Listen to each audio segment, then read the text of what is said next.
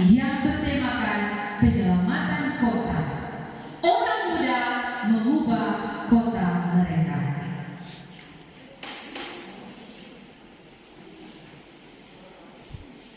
Saudara-saudara yang dikasihi dan diberkati oleh Tuhan Yesus Kristus, dasar pembahasan kita pada malam hari ini terdapat di dalam Mazmur 40 ayatnya yang kedua yang berbunyi, Ia mengangkat aku dari lubang kebinasaan, dari lumpur rawa. Ia menempatkan kakiku di atas bukit batu, menetapkan langkahku.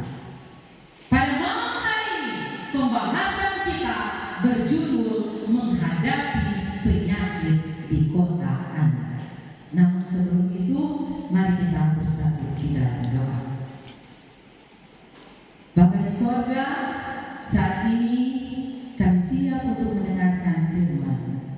Bersabdalah pada kami semua, di dalam nama Tuhan Yesus Kristus kami berdoa. Amin. Menghadapi penyakit di kota Anda. Saudara, berbicara tentang kota, di jantung kota yang ramai dan terkenal, kehidupan perkotaan tidak pernah berhenti. Kenapa saudara? Karena di jalanan dipenuhi dengan orang-orang yang sibuk, dipenuhi dengan orang-orang yang terburu-buru untuk pergi ke tempat pekerjaan. Di kota ada gedung-gedung yang sangat tinggi, gedung-gedung yang kalau orang melihat semua sampai di langit. Namun saudara, di balik semua kemewahan itu, di balik kemewahan yang modern itu, terdapat atau tersembunyi bahaya yang tidak terlihat. Inilah saudara keadaan kota. Banyak mobil-mobil yang bagus-bagus, yang mewah-mewah, tapi apa saudara? Macet. Selanjutnya, banyak orang-orang, ramai saudara kalau orang melihat. Memang kalau orang melihat tinggal di kota, enak, kenapa? Ramai. Banyak gedung-gedung yang tinggi, gedung-gedung yang indah kalau kita melihat. Namun di balik semua itu tersembunyi bahaya yang saudara dan saya tidak terlihat. Bahaya yang tidak terlihat di kota. Dalam kondisi kota yang sibuk, yang juga dipenuhi dengan bangunan-bangunan serta banyaknya kendaraan, mobil, kendaraan bermotor, menyebabkan orang-orang yang ada di kota rentan atau mudah terkena dengan penyakit yang serius. Bahaya penyakit yang tersembunyi di kota yaitu diantaranya polusi udara. Di beberapa kota, udara yang kita hirup menjadi masalah yang serius. Kenapa saudara? Karena di kota banyak dengan pabrik, banyak dengan mobil-mobil, motor, udara yang kita hirup tidak bersih, polusi udara mengakibatkan masalah pernafasan kita. Kena penyakit asma, sesak nafas, bronkitis, batuk-batuk saudara. Itulah kehidupan di kota. Yang kedua, polusi air. Nah, polusi air saudara, tentunya kita semua yang hidup ini membutuhkan air, bukan? Air sangat penting di kota-kota. Tapi kalau tidak dijaga dengan baik, dapat menimbulkan penyakit menular seperti kolera. Berak-berak saudara, muntah-berak. Karena kenapa? Karena air tidak bersih, sanitasi tidak terjaga saudara. Yang ketiga, kepadatan penduduk. Kita bisa lihat bersama di kota. Sopannya itu orang-orang berdesakan. Kalau orang mau bilang saudara, apalagi ibu-ibu yang sering memasak ikan blek, kalau terbuka itu ikan sarden di dalam kaleng, apa saudara? Hah? Susu susun. Begitulah orang-orang yang ada di kota.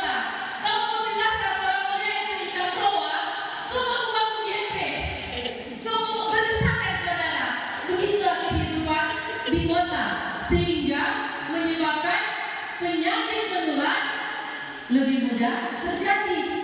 Terjadi itu saudara. COVID-19 banyak terjadi di mana? Di kota.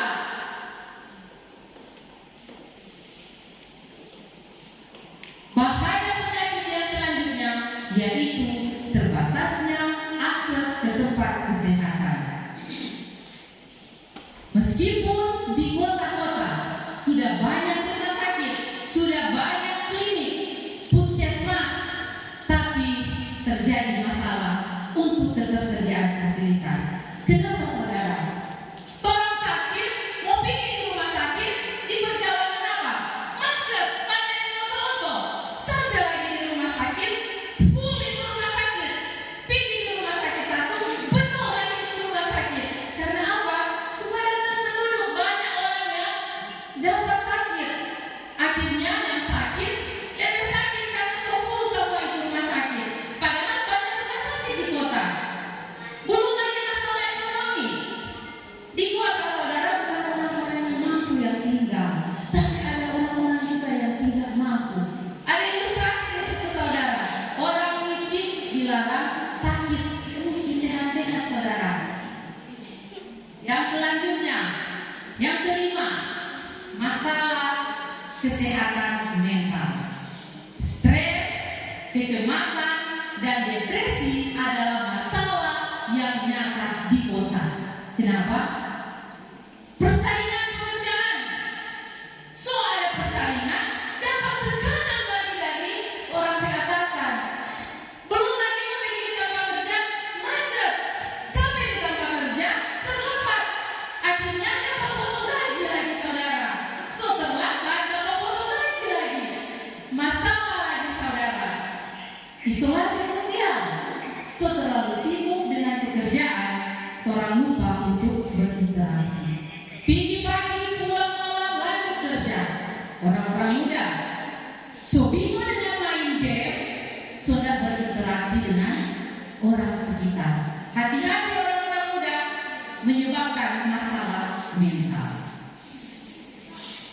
Yang selanjutnya, nyamuk dan hewan penggerak pengganggu. Nah, di beberapa kota saudara, nyamuk dan hewan penggerak dapat mengganggu, membawa dan menularkan penyakit. Kita tahu bersama, kalau tinggal di kota, air banyak yang suka tenang, tempat nyamuk untuk bersarang, dapat lagi sakit demam berdarah, sampah-sampah sama yang dokter Stevi tadi sudah jelaskan di tips kesehatan. Tempat tikus untuk tinggal. Nah dari situ orang dapat penyakit apa? Tipes saudara. Hati-hati saudara-saudara. Yang ketujuh, gaya hidup yang tidak banyak bergerak. Nah ini dia. Karena terlalu sibuk di kantor, terlalu sibuk orang-orang muda main game, bahkan diri di kamar, lupa untuk gerak badan, lupa untuk melakukan olahraga, sehingga menyebabkan obesitas. Jadi boleh saudara kena penyakit jantung. Hati-hati orang-orang yang sedang berolahraga saudara. Dan yang terakhir yaitu polusi kemiskinan. Kemiskinan atau keributan yang terus terjadi di kota menyebabkan stres dan kurang tidur, sehingga terjadi masalah kesehatan. Semua tidur saudara, apalagi kita yang tinggal di pinggir jalan. Nah kalau orang saudara tinggal di pinggir jalan, semua tidur, lewat itu motor dengan oto, ganggu lagi itu tidur. Semua tidur, acara itu di kanan, dapat dengar lagi musik-musik, ganggu lagi itu tidur saudara. Jadi kena penyakit tekanan darah, kurang darah, anemia, atau susah tidur, insomnia saudara-saudara. Inilah bahaya penyakit di kota Anda yang tidak kita lihat, yang tidak kita sadari saudara-saudara. Di dalam 3 Yohanes 1 ayat 2 berbunyi, saudaraku yang dikasih, aku berdoa semoga engkau baik-baik dan sehat-sehat saja dalam segala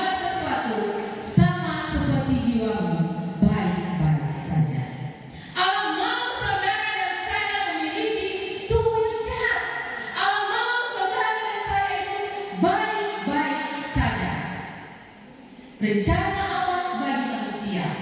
Ketika Allah menciptakan manusia, Allah tidak merencanakan manusia untuk sakit.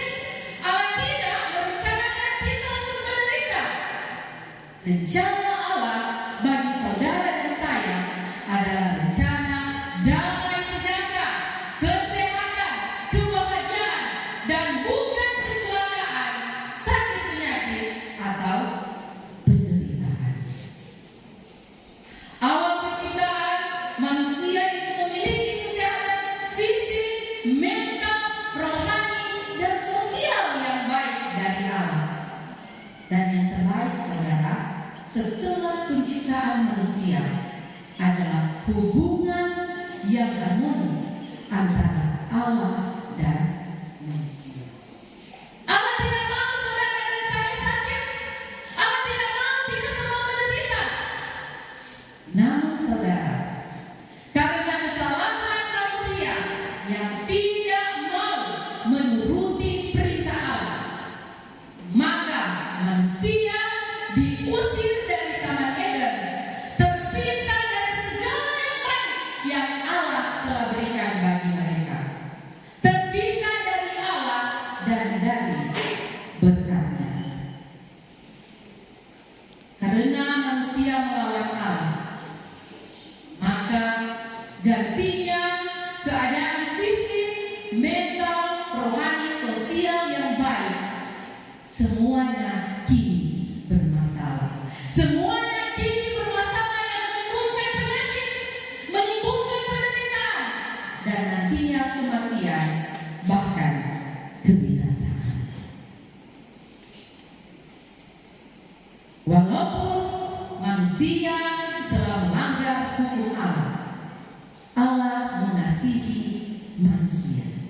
Allah tetap mengasihi saudara dan saya. Di dalam Yohanes 3 ayat 16, karena begitu besar kasih Allah akan dunia ini, sehingga Ia telah mengaruniakan anaknya yang tunggal, supaya setiap orang yang percaya kepadanya tidak binasa, melainkan beroleh hidup yang kekal. Ingat saudara, Allah mengasihi saudara dan saya.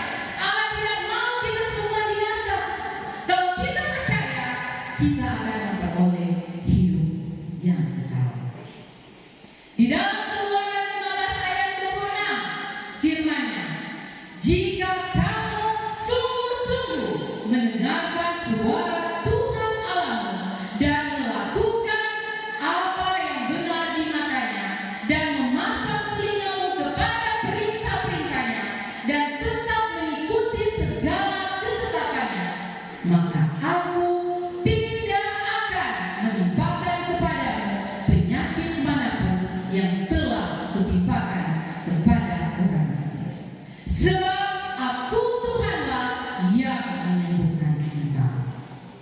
Saudara-saudara, jika saudara dan saya sungguh-sungguh mendengarkan firman Tuhan, sungguh-sungguh melakukan perintah-perintah Tuhan, Tuhan katakan kebahagiaan, damai sejahtera, kesehatan baik secara fisik, mental, sosial, rohani akan menjadi bagian saudara dan saya apabila kita menurut.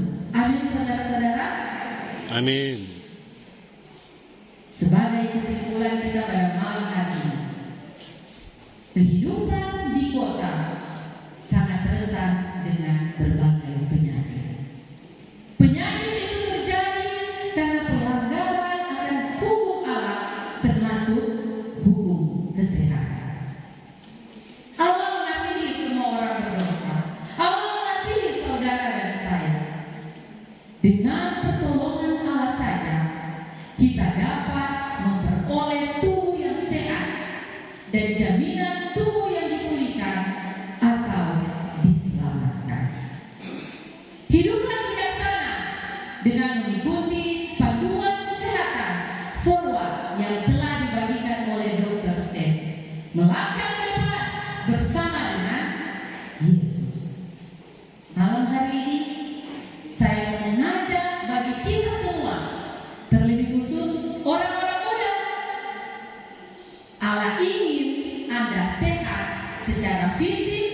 mental, rohani, dan sosial.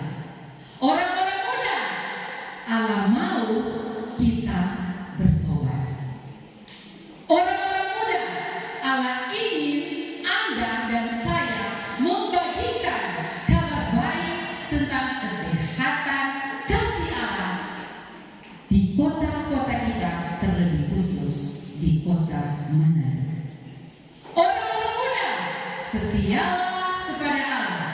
Janganlah menjauhkan diri dari persekutuan ibadah dalam hidupmu. Rajinlah ke gereja, rajinlah ke kelompok-kelompok peduli, dan rajinlah ke tempat-tempat di mana Allah dipermuliakan.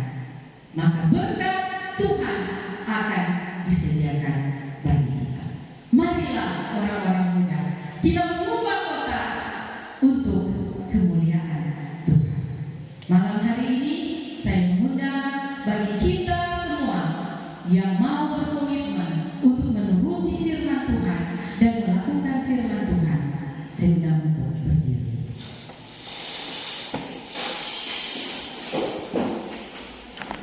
Mari kita bersatu di dalam doa. Bapa kami yang ada di dalam kerajaan sorga, kami bersyukur pada malam hari ini kami memiliki Allah yang Maha Kuasa, Allah yang mengasihi kami. Dan saat ini kami berkomitmen untuk menuruti firman Tuhan, melakukan perintah-perintah Tuhan di dalam kehidupan kami. Berkati kami semua Tuhan, mampukan kami, dan kiranya kuasa-Mu terjadi atas kami. Kami berdoa di dalam nama